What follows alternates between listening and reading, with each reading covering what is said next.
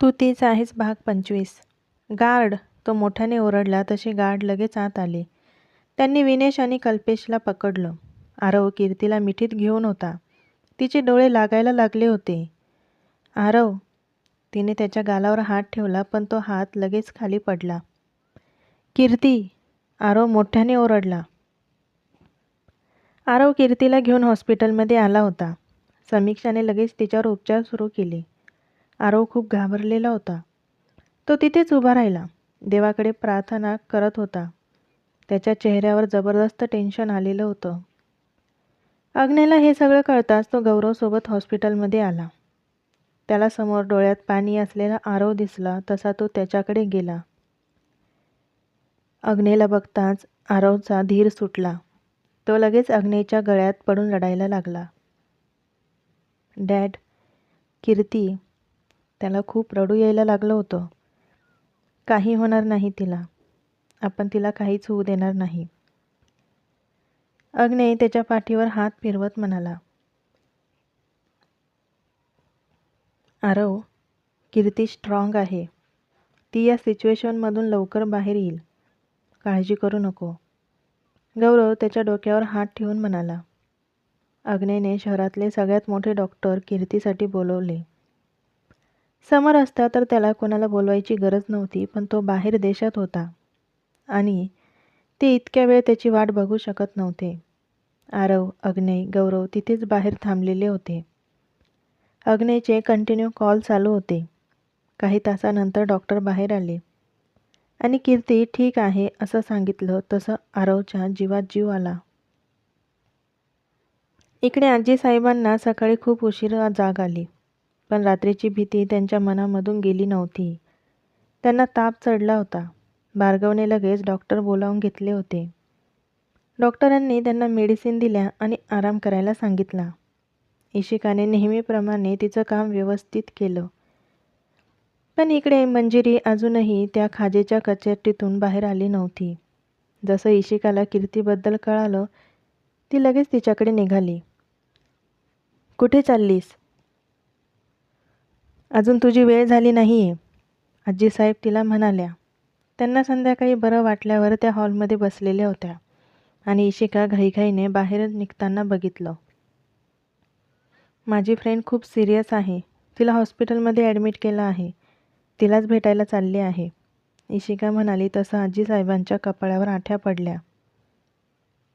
कोण कुठली तुझी फ्रेंड? तिच्यासाठी तू आमच्याकडे दुर्लक्ष करून निघाली आहेस? काल तर भार्गवसमोर तोंड वर करून सांगत होती की तू फक्त आमची कामं करणार. मग काय झालं? आज बहाणा करून कामापासून पळायचं आहे का? आजीसाहेब म्हणाला. तसा तिला राग आला. तिची फ्रेंड सिरियस कंडिशनमध्ये आहे आणि या आजीसाहेबांना टोमणे मारायचं सुचत आहेत. मी सांगितलं ना की माझी फ्रेंड सिरियस आहे. तिला आत्ता माझी गरज आहे. तसंही एक दिवस तुमचं करायला तुम्ही तुमच्या हक्काचा माणूस आणला आहे ना, त्याला सांगा, इशिका म्हणाली आणि त्यांचं पुढे न ऐकून घेता निघाली. तितक्यात समोरून भार्गव आला. बरं झालं भार्गव, तुम्ही आले. तुम्ही या मुलीला माझ्या सेवेसाठी ठेवलं आहे, पण तिला माझ्यापेक्षा आपल्या मैत्रिणीची जास्त काळजी आहे. आत्ताही स्वतःचं काम तसंच सोडून मैत्रिणीकडे निघाली आहे, आजीसाहेब म्हणाला. तसं त्याने तिच्याकडे बघितलं. आजीसाहेब, तिची फ्रेंड खरंच खूप सिरियस आहे. मी तिला घेण्यासाठीच आलो होतो. मी पण तिकडेच निघालो आहे. चल इशिका, भार्गव म्हणाला. तशा आजीसाहेब तोंडावर पडल्या. कीर्ती, ती ठीक आहे का? इशिकाने विचारलं. ठीक आहे, तो म्हणाला. भार्गव, मला एक सांगा, ही मुलगी तुमची कोण लागते आणि प्रत्येक वेळेस तुम्ही या मुलीची बाजू का घेता? आजीसाहेब म्हणाल्या. आजीसाहेब, हे बोलणं आत्ता गरजेचं आहे का? भार्गव थोडा वैतागून म्हणाला. हो, गरजेचं आहे. तुम्ही या मुलीला आमच्या सेवेसाठी नाही तर स्वतःच्या सेवेसाठी आणली आहे आणि ती सेवा कोणती ही तुम्हाला सांगायची गरज नाही. आजीसाहेबांच्या अशा बोलण्यावर इशिका एकदम शॉक झाली आणि भार्गवच्या कपाळावर आठ्या पडल्या. इशिका, मला असं वाटतं आपण आता निघायला हवं. त्याने सरळ आजीसाहेबांना इग्नोर केलं आणि इशिकाला घेऊन निघाला. भार्गव इशिकाला घेऊन हॉस्पिटलमध्ये आला. अग्नेने त्या दोघांकडे बघितलं. मामू, कीर्ती कशी आहे? इशिका गौरवकडे गेली. भार्गवने अग्नेयकडे बघितलं. अग्नेयच्या कपाळावर पडलेल्या आठ्या बघून त्याने दुसरीकडे नजर फिरवली. ती आता ठीक आहे, अजून शुद्धीवर आलेली नाहीये, गौरव म्हणाला. सडू कुठे आहे? तिने विचारलं तसं गौरवने अग्नेयकडे बघितलं. एका महत्त्वाच्या कामासाठी बाहेर गेला आहे. थोड्या वेळात येईल, अग्नेय म्हणाला. आत्ता कीर्ती त्याच्यासाठी सगळ्यात जास्त महत्त्वाची असताना त्याला तिच्यापेक्षा कोणतं महत्त्वाचं काम आलं, जे करण्यासाठी तिला इथे टाकून तो निघून गेला? इशिकाला त्याचा थोडा रागच आला. आत्ताही त्याच्यासाठी तीच महत्त्वाची आहे, म्हणून तिला न्याय देण्यासाठी गेला आहे, असं म्हणून अग्नेय डॉक्टरकडे गेला. मी पण आरवची मदत करायला जातो. कदाचित हे काम मला चांगल्या प्रकारे येतं, भार्गव म्हणाला आणि इशिका काही बोलण्याच्या आधी तो निघून गेला. मामू, हे दोघं आता काय बोलले? इशिका म्हणाली. तसं गौरवला माहीत असूनही त्याने खांदे वर केले. माहीत नाही. त्यांना जाऊ दे, आपण कीर्तीजवळ थांबू, तो तिच्या गळ्यात हात टाकून म्हणाला. तशी तिने लगेच हो म्हणून मान हलवली. रात्री कीर्तीला भेटायला अबोली आली होती. कीर्ती शुद्धीत आलेली होती. तिच्या शेजारी आरव बसलेला होता. त्याने तिचा हात हातात घेतला. चेहऱ्यावरून तो थोडा नाराज वाटत होता. आरव सर, तिने त्याला आवाज दिला. कीर्ती आत्ता काहीच बोलू नको. तू हे असं का केलं ना, याविषयी मी तुला नंतर विचारतो. सध्या तुझी हेल्थ इम्पॉर्टंट आहे, त्यामुळे मी तुला काही बोलणार नाही, तो म्हणाला. तेव्हा तिच्या लक्षात आलं की तिने त्याचा वार स्वतःवर घेतला, त्यासाठी तो नाराज झाला आहे. पण तिला सांगायचं होतं की त्याच्यापेक्षा तिला काहीच जास्त इम्पॉर्टंट नाही, स्वतः ती सुद्धा नाही. मॉम आली आहे तुला भेटायला, मी तिला आत पाठवतो, त्याने तिच्या कपाळावर हात ठेवून सांगितलं. तसं तिने नजरेनं होकार दिला. आरव बाहेर गेल्यानंतर अबोली आत आली. कशी आहेस बेटा? जास्त त्रास होत आहे का? अबोलीने तिच्या डोक्यावरून हात फिरवून खूप मायेने विचारलं. तसे कीर्तीचे डोळे भरून आले. मी ठीक आहे, ती म्हणाली. अबोली तिच्या शेजारी बसली आणि तिचा हात हातात घेतला. माझ्या आरवची चॉईस खूप छान आहे, आता लवकर बरी हो. आम्हाला सगळ्यांना तुला खूप मोठं झालेलं बघायचं आहे, अबोली म्हणाली. तशी ती हसली. जोपर्यंत तू पूर्णपणे ठीक होत नाही तोपर्यंत तुझी काळजी मी स्वतः घेणार. डिस्चार्ज झाल्यानंतर मी तुला आमच्यासोबत आपल्या घरी घेऊन जाणार आहे, अबोलीने तिला सांगितलं. पण मी, तिला नकार द्यायचा होता. पण बिन काही नाही, मी एकदा ठरवलं ते ठरवलं. माझ्या शब्दाबाहेर माझा नवरा जात नाही आणि तुझाही होणारा नवरा जात नाही. त्यामुळे आता तुला माझ्यासोबत आपल्या घरी यावंच लागेल. 2 दिवसात तुझा डिस्चार्ज होईल, तेव्हा मी तुला घेऊन जाईल, अबोलीने तिला ठणकावून सांगितलं. ओके, आता आरवचं यांच्यापुढे काही चालत नाही म्हटल्यावर तिचं काय चालणार होतं? गुड गर्ल, अबोलीने तिचा गाल पकडला. आत्तू बस ना, अजून किती वेळ तूच गप्पा मारणार आहेस? मी केव्हाची वेटिंगवर आहे. माझ्यासोबत अंशू पण आहे, पण डॉक्टरांनी वॉर्निंग दिली आहे की एका वेळेस एकच आतमध्ये जाऊ शकतो आणि कीर्तीसोबत बोलू शकतो. आता तुझं बोलणं झालं असेल तर मलाही कीर्तीसोबत बोलायचं आहे, त्यानंतर अंशू आहे. आम्ही नंबर लावून उभे आहोत. झालं का तुझं बोलून? इशिकाने थोडा दरवाजा उघडून आतमध्ये डोकावून सांगितलं. तसं अबोलीने कीर्तीकडे बघितलं. तिला पण इशिकाचं हसू येत होतं. आज पहिल्यांदा मी माझ्या सुनेला भेटत आहे, तर मला थोडा वेळ बोलू दे ना. तू तर नेहमीच बोलत असते ना तिच्याशी. तू सुद्धा या दोघांचं इतकं मोठं सिक्रेट माझ्यापासून लपवलं ना. तुला नंतर बघते, अबोली इशिकाला म्हणाली. तशी इशिकाने जीभ चावली आणि पटकन दरवाजा बंद करून घेतला. बघ आता कशी पळून गेली, अबोली कीर्तीला बोलली. तसं तिला अजून हसायला आलं. अबोली थोड्या वेळ कीर्तीसोबत बोलून बाहेर आली आणि इशिका पटकन आत गेली. कीर्तीला एक एक करून सगळे भेटून आले. भार्गव आणि आरव सोबत काहीतरी बोलत होते. आरव आता टेन्शन फ्री होता. कीर्तीला मारणाऱ्यांना त्याने आणि भार्गवने पूर्ण बंदोबस्त केला होता. आजीसाहेब, तुमच्या नातूने आधी स्वतःसाठी एक लाईफ पार्टनरची निवड केलेली असताना तुम्ही मला का इथे बोलवलं? अपमान करून घेण्यासाठी? मंजिरी थोडी चिडूनच आजीसाहेबांना म्हणाली. मंजिरी, अगं ती मुलगी माझ्या भार्गवच्या लायक तरी आहे का? ती एक साधारण घरातली मुलगी आमच्या घराण्याला शोभेल का? आधीच माझ्या मुलाने माझ्या नापसंतीची मुलगी करून आणली. त्याचंही तिच्यापुढे काही चालत नाही. तसं मी भार्गव यांच्या बाबतीत होऊ देणार नाही. त्यांना माझ्या पसंतीची मुलगी म्हणजे तुझ्याशीच लग्न करायला लागेल. त्या इशिकाला लवकरात लवकर आपल्या रस्त्यातून बाजूला करायला हवं.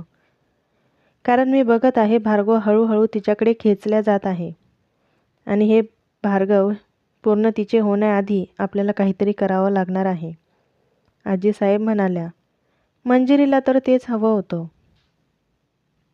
आजीसाहेब, माझ्याकडे एक प्लॅन आहे. आता इशिका या पॅलेसमधून बाहेर गेलीच समजा. मंजिरी म्हणाली. तशा आईसाहेब ही खुश झाल्या. मंजिरीने तिचा पूर्ण प्लॅन त्यांना सांगितला. ठीक आहे, तू सांगशील तेच होईल. मला फक्त काही करून त्या इशिकाला इथून बाहेर काढायचं आहे आणि भार्गव यांच्या आयुष्यात तुला आणायचं आहे. आईसाहेब तिच्या डोक्यावर हात ठेवून म्हणाल्या. तशी ती लाजली. पण आपल्या या प्लॅनविषयी भार्गव यांना समजलं तर? मंजिरीने तिच्या मनातली शंका बोलवून दाखवली. त्यांना काही समजता कामा नये याची आपण पुरेपूर काळजी घेऊ. आपला प्लॅन अगदी व्यवस्थितपणे पार पाडू. भार्गव यांना आपल्यावर थोडाही संशय येता कामा नये, नाहीतर या पॅलेसचे दरवाजे आपल्या दोघींसाठी कायमचे बंद होतील. आजीसाहेब म्हणाल्या. ती इशिका दिसती तितकी भोळी नाहीये. खूप चालाख मुलगी आहे. तिच्यामध्ये आणि भार्गवमध्ये नक्कीच काहीतरी चालू आहे. म्हणून तिला या पॅलेस बाहेर काढण्यासाठी मी हा जबरदस्त प्लॅन बनवला आहे. काही करून ती या पॅलेसमधून बाहेर जायला हवी. तरच भार्गव यांच्या आयुष्यात येण्याची माझी थोडेफार चान्सेस आहे. मंजिरी मनात म्हणाली. इशिका नंतर परत पॅलेसवर गेली नाही. कालपासून ती घरी गेली नव्हती. तिने इकडे जीविकाला कारण सांगून तिकडेच राहिली होती. त्यामुळे तिला इथलं काहीच माहीत नव्हतं. इशू, असं काय काम करते तू ज्यामुळे तुला रात्रीचं सुद्धा थांबावं लागतं? ती घरी आली तेव्हा जीविका म्हणाली. इशिकाने जीविकाकडे बघितलं. तिला फक्त जॉब लागला ते माहीत होतं, पण भार्गवच्या पॅलेसवर जाऊन काम करते ते माहीत नव्हतं. तिने फक्त ते सगळं दीपकला सांगितलेलं होतं. तिला आता प्रश्न पडला की जीविकाला काय उत्तर द्यायचं. मॉम, ते माझी एक फ्रेंड आजारी होती त्यामुळे तिच्यासाठी मला थांबावं लागलं.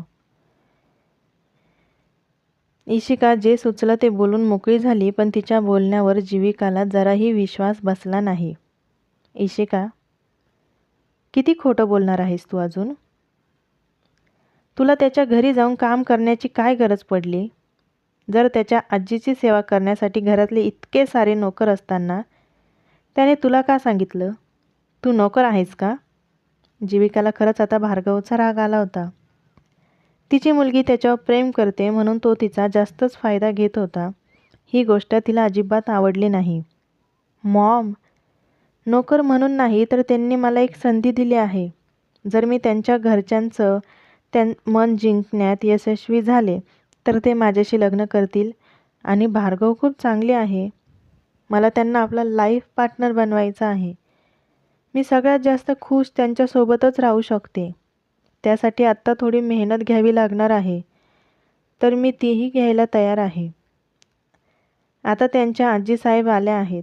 त्यांची सेवा करून त्यांचे मन जिंकण्याचा प्रयत्न करत आहे. इशिका जीविकाला म्हणाली. इशिका, तू हे जे सगळं काही करत आहे ते ठीक आहे, पण एक गोष्ट लक्षात नाही आली. तो आता तुझी परीक्षा घेत आहे कारण की त्याला एक अशी लाईफ पार्टनर हवी आहे जी त्याला त्याच्या परिवाराला सांभाळून घेईल. पण पुढे जाऊन जर तुझ्याकडून काही चूक झाली तर तो तुला सोडायला 1 मिनिटही लावणार नाही. कारण त्याच्यासाठी हे नातं फक्त एक बिझनेस आहे. त्याचं तुझ्यामध्ये मन गुंतलेलं नाही आहे, कारण जर त्याचं तुझ्यावर प्रेम असतं तर पुढे जाऊन आयुष्यात जे उतार चढाव येतात त्यात त्याने तुला साथ दिली असती. समजून घेतलं असतं आणि समजून सांगितलं असतं. पण तो फक्त एक बिझनेस म्हणून तुझ्याकडे बघत आहे. एक डील करू बघत आहे. पुढे जाऊन त्या नात्यात तू खुश राहशील? अजून वेळ आहे योग्य निर्णय घ्यायचा, तर विचार करून घे. जीविका तिला म्हणाली आणि झोपायला निघून गेली. माझी लाईफ इतकी कन्फ्युजिंग का आहे? मी काय करत आहे मलाच कळत नाही आहे. पण एवढं नक्की की मी भार्गवशिवाय नाही राहू शकत. देवा प्लीज काहीतरी कर आणि त्यांना पण माझ्यावर प्रेम होऊ दे. मी त्यांच्यासाठी इतके कष्ट घेत आहे त्याचं फळ मला मिळू दे. नातं हे एक बिझनेस नाही तर निर्मळ भावना आहे आणि त्याचं महत्त्व त्यांना कळू दे. ती वरती बघून देवाला म्हणाली. सर, कीर्तीला रात्री जाग आली. तिला स्वप्नात जे दिसलं ते तिच्यासोबत घडलं, त्यामुळे ती घाबरली होती आणि डोळे उघडून सगळ्यात आधी ती आरवला शोधायला लागली. आरव सर, ती उठण्याचा प्रयत्न करायला लागली. पाठीला लागल्यामुळे तिला पालथं झोपवलेलं होतं, त्यामुळे तिला नीट उठता येत नव्हतं आणि आरवला बघताही येत नव्हतं. तिचे डोळे भरून आले. तिला आरव कुठे दिसत नव्हता. कीर्ती, आरव इथेच बाहेर आहे, काळजी करू नको. मी त्याला आत पाठवते, प्लीज तू रडू नको. अबोली तिथेच बाजूला सोफ्यावर झोपलेली होती. कीर्तीचा आवाज ऐकून तिला जाग आली. अबोलीने तिच्या डोक्यावर हात फिरवून तिला शांत केलं आणि लगेच बाहेर आली. आरव तिथेच बसून होता. आरू, कीर्ती तुला बोलवत आहे. कदाचित तिला वाईट स्वप्न पडलं आहे, त्यामुळे ती घाबरली आहे आणि आत्ता तिला तुझी गरज आहे. तू आत जा, मी इथे बसते, अबोली म्हणाली. मॉम, तू एकटी इथे बसते त्यापेक्षा तुझ्यासाठी इथे एक रूम आहे, तिथे जाऊन तू आराम कर. मी कीर्तीजवळ थांबतो. तू जागी राहू नकोस, आराम कर जा. आरवने अबोलीला दुसऱ्या रूममध्ये झोपायला पाठवलं. कीर्ती आरवची वाट बघत होती. तितक्यात आरव आला आणि तिच्याजवळ बसला. तिच्या डोळ्यात पाणी बघून त्याला वाईट वाटलं. कीर्ती, काय झालं? सगळं ठीक आहे, तू अजिबात काळजी करू नको. त्याने तिच्या डोळ्यातलं पाणी पुसलं आणि तिच्या डोक्याला डोकं लावून बसला. तुम्ही प्लीज माझ्याजवळच राहा, मला भीती वाटते, ती रडत म्हणाली. तसा त्याने तिच्या केसांमधून हात फिरवला. मी असताना तुला कशाची भीती वाटते? मी आहे ना, मी तुला काहीच होऊ देणार नाही, तुझ्याजवळ कोणाला येऊ देणार नाही. तो म्हणाला. तसं तिने त्याच्याकडे बघितलं.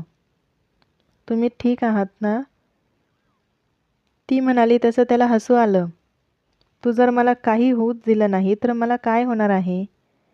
मी ठीक आहे, माझी काळजी करू नको. आणि तू तुझीही काळजी करू नको, तुझी काळजी घ्यायला मी आहे. तो हसत म्हणाला. तशी तीही हसली. सर, ती हळूच म्हणाली. तो म्हणाला. मला खूप कंटाळा आला आहे इथे, आपण बाहेर फिरून यायचं का? ती म्हणाली. तसा तो तिच्याकडे बघायला लागला. अच्छा ठीक आहे, चल, मी तुला हॉस्पिटलचा एक राऊंड मारून आणतो. तो लगेच उठला. पण सर, मला चालता येईल का? मला तर उठता पण येत नाही. तिचे डोळे परत भरून आले. माझे पाय असताना तुला तुझ्या पायांनी चालायची गरजच नाही, तू फक्त एन्जॉय कर, आरव म्हणाला आणि त्याने तिला नीट उठवून बसवलं. आरवने आतमध्ये एका नर्सला बोलवलं आणि तिच्या हाताची सलाईन काढायला लावली.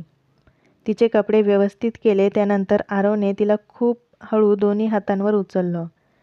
नर्सने पटकन दरवाजा उघडला तसा आरव कीर्तीला घेऊन बाहेर पडला. कीर्तीला खूप छान वाटत होतं. रात्री सगळं हॉस्पिटल खाली असल्यामुळे तिला काही वाटलं नाही.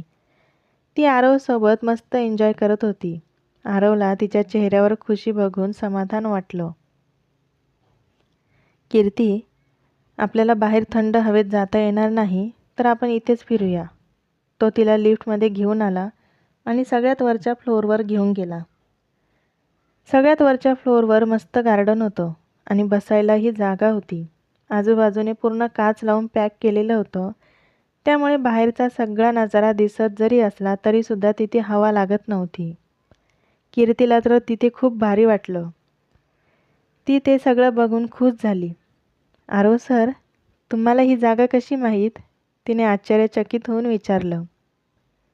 हे हॉस्पिटल माझ्या समर अंकलचं आहे, त्यामुळे इथलं मला सगळं माहीत आहे. तो तिला घेऊन एका सोफ्यावर बसला आणि तिला व्यवस्थित आपल्या मांडीवर बसवून घेतलं. तुमचे हात दुखायला लागले असेल ना? ती म्हणाली तसा त्याने चेहरा पाडून हो मध्ये मान हलवली. तसं तिला वाईट वाटलं. मग कशाला मला घेऊन आले? मी तिथेच बरी होती, ती तोंड पाडून म्हणाली. कीर्ती, तुझं वजन तरी किती आहे गं? तुझ्यापेक्षा मी जिममधले डंबल जड आहेत. आपण एक काम करूया. लग्न झाल्यानंतर त्या डंबलने एक्सरसाइज करण्याऐवजी तुलाच उचलून एक्सरसाइज करत जाईल. तेवढाच आपला रोमॅन्स होईल आणि माझी एक्सरसाइजही होईल. तो तिच्या नाकावर नाक घासत म्हणाला तशी ती लाजली. तुम्ही कुठेही काहीही बोलतात, ती गाल फुगवून म्हणाली तसा तो हसला. जे आहे ते बोललो, त्याच्यात काही काय, आणि मला तुला असंच आयुष्यभर माझ्या मिठीत घेऊन चालावं लागलं तरी मला आवडेल. तो म्हणाला. ते ऐकून तिने त्याला मिठी मारली. आरव सर, माझ्या पायांमध्ये ताकदच नाही आहे. मला कधी चालता येणार नाही का? माझे स्वप्न कधीच पूर्ण होणार नाही का? तिला खूप रडू यायला लागलं. कीर्ती, वेडी आहेस का? काही काय विचार करते? आता तुझ्यामध्ये विकनेसपणा खूप आहे म्हणून तुला चालता येत नाही. याचा अर्थ असा नाही की तुला चालताच येणार नाही. कोणताही विचार डोक्यात आणू नको.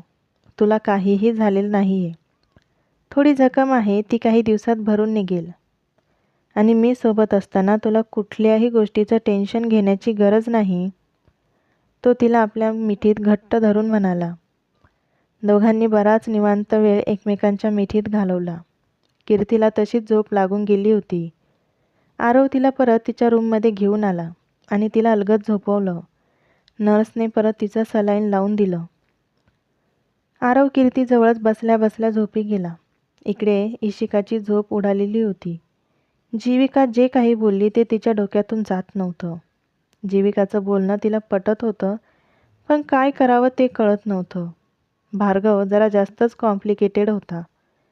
त्याच्या मनात प्रेम कसं निर्माण करावं हेच तिला सुचत नव्हतं. तो इतक्या सहजासहजी तरी तिला मिळणार नव्हता.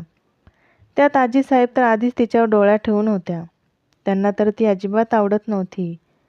मग आता काय करावं याचा विचार करण्यात तिची सगळी रात्र गेली. इशिकाने सकाळी तिची तयारी केली आणि पॅलेसवर जाण्यासाठी निघाली. तितक्यात तिला जीविकाने आवाज देऊन थांबवलं. इशू, आज ईशान येणार आहे तर त्याची इच्छा आहे की तू स्वतः त्याला एअरपोर्टवर पिकअप करायला यावं. जर तुला संध्याकाळी वेळ मिळाला तर जा, आणि नाही जमलं तरी काही हरकत नाही. तू जे करत आहे देव तुला त्यात यश देव. जीविका तिच्या डोक्यावर हात ठेवून म्हणाली तसं इशिका तिच्या गळ्यात पडली. मॉम, हे माझ्यासाठी खूप अवघड आहे पण अशक्य नाही. तुमची साथ मला हवी आहे. प्रेम केलं आहे तर परीक्षा ही द्यावीच लागणार. आणि मी देणार. अजिबात मागे हटणार नाही. फक्त तुम्ही माझ्यासोबत राहा. इशिका जीविकाला म्हणाली तशी ती हसली आणि तिच्या कपाळावर ओठ टेकवले. इशू, आयुष्यात खूप संकट येतात, पण त्या परिस्थितीला तोंड देण्याचं शिक. त्याच्यापासून पळवाटा काढू नको. जे चूक आहे त्याला चूक दाखवण्यात मागे हटू नको. तू खरी आहे. तुला कोणाला घाबरण्याची गरज नाही. जीविका म्हणाली तशी तिला अजून हिंमत मिळाली. आजीसाहेब आणि मंजिरीला ती तिच्यासमोर टिकू देणार नव्हती. तिच्यामध्ये अबोली आणि जीविका या दोघींचे गुण होते. समजदार तितकीच होती आणि वेळ पडली तर समोरच्याला उरून पुरणारी होती. आजचा भाग इथेच संपत आहे. लवकरच भेटूया पुढच्या भागात. आणि चॅनलला सबस्क्राईब करायला अजिबात विसरू नका.